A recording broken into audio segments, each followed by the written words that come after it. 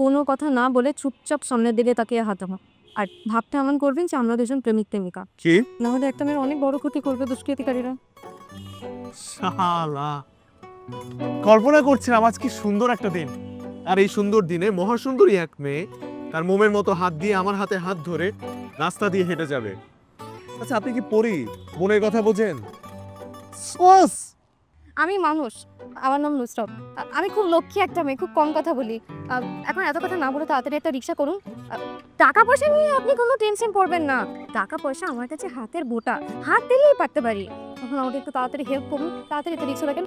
কিন্তু আমার মনে হয় আপনি মিথ্যা বলছেন, কারণ সুন্দরী মেয়েরা মিথ্যা বলার সময় যতই সাবলীল থাকার চেষ্টা করুক না কেন তাদের মুখ লাল হয়ে যায় আর ঠোঁট কাঁপে। আপনি বিশ্বাস করেন আমি আপনাকে কোনো ট্র্যাপে ফেলবো না। আমি অনেক শিক্ষিত একটা মেয়ে, আমি অনেক মজার মানুষ। শুধু আপনি আমাকে একটু সঙ্গ দেন। আমি সত্যি কথা বলছি, আমি অনেক বড় বিপদে পড়েছি।